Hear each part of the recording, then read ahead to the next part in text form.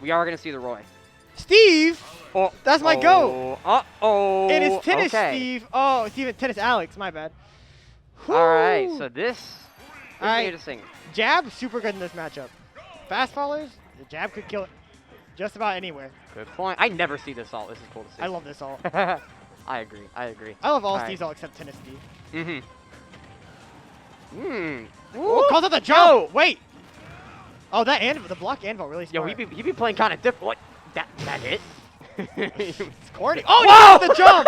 Oh my goodness. 12% on the board. Gets a All right. two-block tall. Back to his daily mining excavations. Yeah. Now. Don't mind him. Don't Come mind on, him. Goblin. He's just trying to play Minecraft. Like, why you gotta get in the way?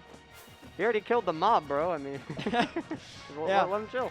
Oh goodness gracious. Steve, a lot of momentum. Back up. Goblin and not Goblin, but Roy. I get the two mixed up. Have a really exploitable disadvantage. So it's really key. For It's so funny because both these characters have such a crazy advantage momentum state, but in such different ways. Yeah. And that's just Smash Ultimate for Goblin, and I keep calling it Goblin. Roy, can get in and out so fast. Steve, once they're in, they're hard to deal with because they got so much damage. Yeah. There's a JS classic, baby, and we get rid of that crafting table. Yeah, I mean it costs materials for Steve to remake it, even automatically. True. It is practical. It's not just. Oh, okay. I didn't know what was happening there. I got a little nervous. Okay, yeah, a little bit to like the anvil. I'm not sure if I agree because like with the anvil decisions there because it is using up a whole iron there and it's very with how speedy that recovery is from Moy. It looks pretty unlikely normally that it's actually going to make a connection. Maybe like some other kind of edge guarding tools like down tilt stuff like that. Yeah. So, I mean Elytra can get punished pretty well by Roy. So. That as well. So sometimes you gotta use your anvil because sometimes it helps you plank. It helps you recover faster. I just like to imagine Roy just furiously just slashing down at these four planks of a crafting table. Just get out of sight, bro. Roy is really good at breaking a lot of builds from Steve. Very fast, too. I gotta imagine side B just obliterates every block in front of him. Oh, yeah. I was thinking just fair. Fair just goes through all yeah, the blocks. why waste the time with side B, honestly? Yeah. That makes sense. So that's why you see a lot of Onin's builds. They're just like one block. Gets a sour spot, though. Might be at a too high percent for that to really make good contact, but who cares when we got falling up there, baby? This is a really hard part for Steve. Get out of No materials. Oh, yeah, that's true. It's true. You know, at the start of each stock, Steve does get 3 iron, but yeah, now's the time to get that iron probably. Oh, okay, but Resort's still approaching with the minecart. Honestly, I feel like at this point, you feel like you need to get the strongest tools you can. He had the opportunity to get the iron there. I kind of wish he went for it. Yeah, Onin plays more aggressive, and it's costing him his materials sometimes. Still using wood tools. Really hard for you to get that time into craft. Here's the iron. Maybe he just wanted. Maybe he was going for the longevity of the game and just choosing that he would get his iron later on, and so then they would also break later. Yeah. So I could see that as well. Ooh, the jab, like I was talking about. Yeah. I was about to say. Iron does a little too much knockback after a throw. Gold jabs though, those kind of go crazy, don't they? Oh no! Yeah, that jabbed the wrong way. Yeah. Yikes! If that jab had connected, it might have been exactly what Onin needed to close out the start. Some kind of crazy jab jank there from Steve would have been great, but. Goblin go ahead and clutch it out. Gotta say, really close though, and look at the crowd convening too in the background. I mean, they kind of want their Steve boy to clutch it out, man. Battlefield.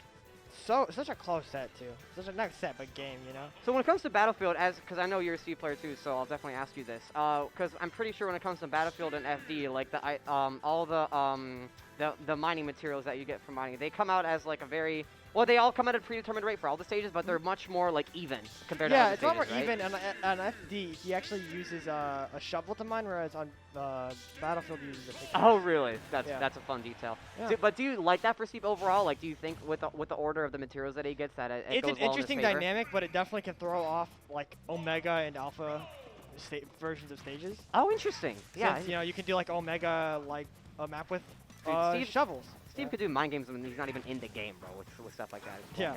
All right. Okay. Ooh, gets an upper. Follow up. Ooh, the block places to the side, not quite where he needs it.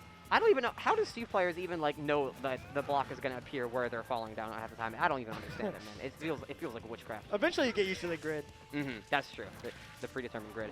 Jared not going to quite do it. Yeah. One thing you notice from Onin, right? He places these blocks at an angle so that if he does get a grab, back throw will stage spike into the block. So he's definitely like accounting for the future really well. Goblin looking pretty dominant. Only taking a second to use his iframes to breathe, and then use the last second of his iframes to craft. Honestly, perfect opportunity there. If I was playing against Goblin, I'd be taking my sweet time, taking a breath. Yeah, yeah, absolutely. I definitely think that was definitely a grab misinput there that cost him around 30 pesos. So definitely unfortunate for Onin right there. Yeah. But one thing you notice Goblin does is Goblin breaks the crafting table quite a bit, which, depending on the situation, can be good because it prevents, it costs the materials, right? Oh, that's gonna be it. I told you. I told you. I told you he was gonna go for it. You have got to be ready, bro. You gotta be ready for that. It's a treat to see it live, I can't even tech that when I'm told like I'm gonna do it now. I still can never tech that. Yeah, it's such a wacky scenario, man. But Goblin does not let the momentum shift ever. Mm-hmm. He couldn't care less about your siege jank, bro. He's back in this. 48%. Still with a decent size of a lead. Once again, taking that second to breathe, then craft. Gotta go on with your mental game strong, man. You don't got a strong mental against this Roy, bro. You're gonna start slacking. Straw Hat minecart, when you're not powered, you just cannot keep up with Roy. When you don't have that gold to power up your minecart. Yeah, so it makes such a huge difference, dude. Yeah. Weird thing about the gold though is 1 gold is 4 powered minecarts. Interesting. Yeah, so there's a hidden amount of materials that people don't see. Oh, the timing was so close, but just a tad bit off.